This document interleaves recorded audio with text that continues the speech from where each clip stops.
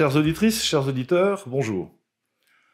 Cette semaine, le président Emmanuel Macron est devenu président de l'Union européenne pour 6 mois. Ou du moins, pour être plus précis, la France exerce la présidence de l'Union européenne pour 6 mois. J'espère bien que celle d'Emmanuel Macron s'arrêtera le soir du 10 avril, au plus tard le 24 prochain. En attendant, nous avons eu droit à un épisode assez curieux en 2 temps.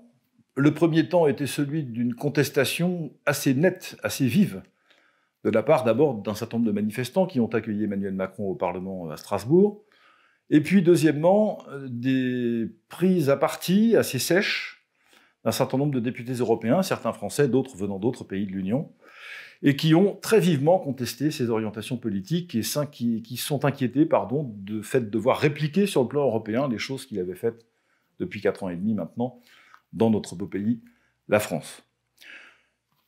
Monsieur Macron n'est pas habitué à de telles confrontations, il en a perdu une partie de ses moyens, il a délivré son discours de manière extrêmement crispée, tendue, en étant agrippé à ses feuilles, et c'est très interrogeant de voir un chef d'État perdre une partie de ses moyens dans ses proportions simplement en étant contesté dans une enceinte parlementaire.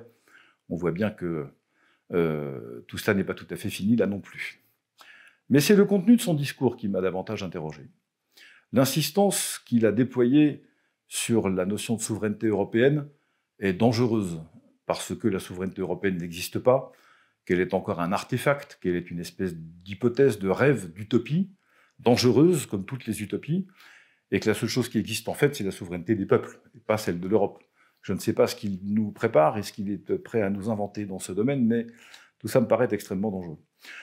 Beaucoup des aspects de son discours ne coûtaient pas cher. Évidemment, renforcer la coopération entre les pays de l'Union, améliorer les relations avec la Russie, essayer de rendre les choses un peu meilleures. En définitive, on ne sait pas très bien comment, et tout ça ne relève que de l'effet d'annonce. Le seul vrai sujet abordé sérieusement par le chef de l'État, c'est sa volonté de voir inscrit l'avortement dans l'ensemble des traités européens pour en faire un droit à résonance européenne et en fait contraindre tous les pays de l'Union à adopter cette législation, une législation dans ce sens à terme bref. 2 remarques à ce sujet, et sans doute les partagerez-vous avec nous. La première, c'est que, en plus de la gravité de ce sujet pour la dignité humaine, vous savez quelles sont les positions que nous défendons sur ce point, il me semble que ce droit à la vie relève de la compétence des États, certainement pas de la compétence de l'Union européenne. Et précisément, la grandeur de l'Union européenne, son efficacité, sa légitimité, n'existe de notre point de vue que si les peuples sont capables, et ont le droit, et sont parfaitement fondés, à déterminer ce qu'ils veulent dans ces différents sujets qui relèvent, encore une fois, de l'expression de leur propre souveraineté et donc de la responsabilité de leurs dirigeants.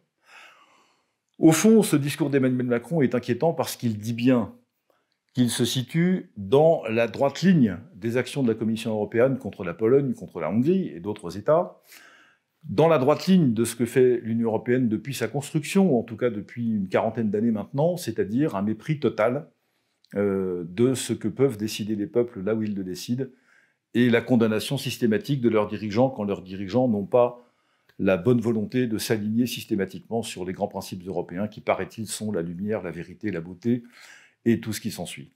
Emmanuel Macron est donc très précisément dans cette même ligne. Il n'a rien entendu, rien appris, ne voit rien de ce qui se passe en dehors de la France et des contestations innombrables et très énergiques qui se déploient maintenant contre l'Union.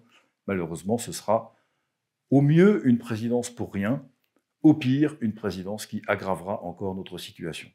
Malheureusement pour nous, nous avons en France un certain nombre de candidats à l'élection présidentielle qui sont alignés eux aussi sur cette position et qui voient l'Europe de la même manière. Je pense à la candidate des Républicains par exemple. Donc ne nous laissons pas embarquer pour des années supplémentaires dans un gouvernement en France ou par un gouvernement qui ne comprendrait lui non plus pas ce que veulent les peuples européens, c'est-à-dire demeurer libres et maîtres de leur destin. Merci de votre attention. À vendredi prochain.